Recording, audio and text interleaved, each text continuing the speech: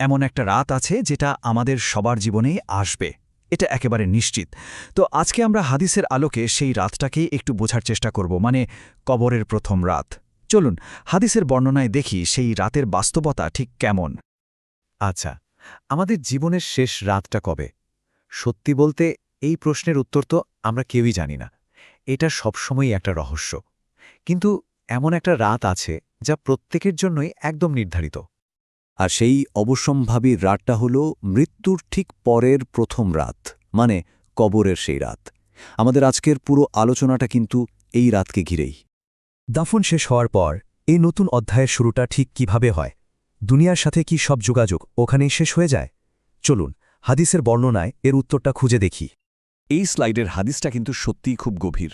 ভাবুন তো একবার, যখন আপনজনেরা কবর দিয়ে ফিরে যাচ্ছেন, তখনও কিন্তু মৃত ব্যক্তি তাদের চলে যাওয়ার পায়ের আওয়াজটা শুনতে পান। এটাই পৃথিবীর সাথে তার শেষ সংযোগ। আর ঠিক এরপরেই শুরু হয় একেবারে নতুন একটা জগৎ। ওই পায়ের শব্দটা মিলিয়ে যাওয়ার প্রায় সাথে সাথেই শুরু হয়ে যায় কবরের সবচেয়ে কঠিন পর্বটা, ফেরেশতাদের আগমন আর এক বিরাট পরীক্ষা। হাদিসের বর্ণনা মতে মুনকার ও নাকির নামে দুজন ফেরেশতা সেই কবরে আসেন। তাদের আগমনে সেই রাতের নিস্তব্ধতা একদম ভেঙে যায়। তারা মূলত ৩টা প্রশ্ন করেন। প্রথমটা হল, তোমার রব কে, মানে তোমার পালনকর্তাকে। দ্বিতীয়টা হল, তোমার দিন কি, অর্থাৎ তোমার জীবন ব্যবস্থা কি ছিল। আর সবশেষে তৃতীয় প্রশ্ন, এই যে একজন মানুষ, নবী মোহাম্মদ সাল্লাল্লাহু আলাইহি ওয়াসাল্লাম, তার সম্পর্কে তুমি কি বলতে? এই ৩টা উত্তরের উপরেই কিন্তু নির্ভর করে অনন্তকালের যাত্রার প্রথম ধাপটা কেমন যাবে। আচ্ছা, এবার তাহলে দেখি একজন বিশ্বাসী বা মমিনের জন্য এই পরীক্ষাটা কেমন হয়।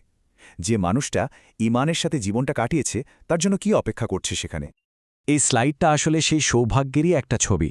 একজন মুমিন, মানে বিশ্বাসী মানুষ, খুব সহজেই আত্মবিশ্বাসের সাথে প্রশ্নগুলোর উত্তর দিয়ে দেন। আর তার পুরস্কার হিসেবে ওনার কবরটা অনেক প্রশস্ত করে দেওয়া হয়। জান্নাতের একটা দরজা খুলে দেওয়া হয় যেন সেখান থেকে সুন্দর বাতাস আসতে পারে। আর তিনি সাথে সাথেই এক অসাধারণ শান্তি অনুভব করতে শুরু করেন। এই হাদিসটা সেই প্রশস্ততার একটা দারুণ ছবি তুলে ধরে। বলা হয়েছে তার কবর চোখ যতদূর যায় ততটা প্রশস্ত করা হয়।